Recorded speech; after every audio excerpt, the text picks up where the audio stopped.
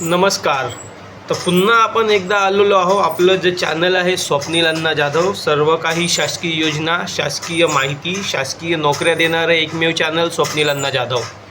बऱ्याच वेळानंतर आपण येत आहो, बऱ्याच दिवसांनंतर म्हणता येईल. तर आज आपण घेऊन आलो आहे EPF म्हणजे PF, ज्यांचे PF कापले जातात, प्रॉव्हिडंट फंड.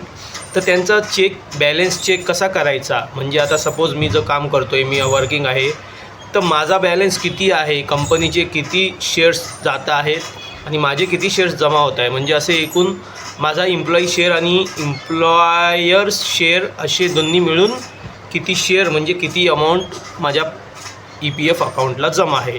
तर त्या संदर्भात आपण व्हिडिओ बनवत आहोत. तर चला मी तुम्हाला सांगतो. तर सर्वात पहिले आपण गुगलला जाणार आहे.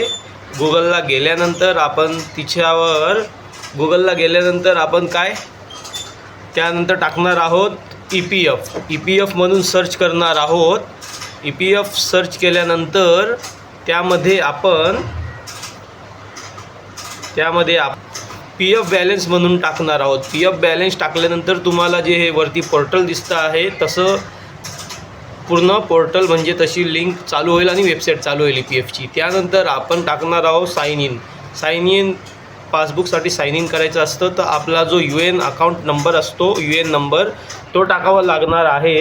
आणि त्यानंतर तुमचा जो एक पासवर्ड क्रिएट केलेला असतो, पासवर्ड जो जनरेट केलेला असतो आपण, तो टाकावा लागणार आहे. त्यानंतर एक आपल्याला जे काय आपण म्हणतो ते पास फ्रेस किंवा ते जे बोलतो की YFHX कोड असतो, तो कोड टाकावा लागतो. त्यानंतर तुम्ही टाकल्यानंतर लॉग इन होणार आहात. म्हणजे त्या वेबसाईटला गेल्यानंतर हे सर्व माहिती फिल केल्यानंतर तुम्हाला त्यानंतर तिथे लॉग इन म्हणून जे खालचं ग्रीन टॅब दिसते त्याच्यावर क्लिक करून तुम्हाला ते ओपन करायचं आहे टॅब.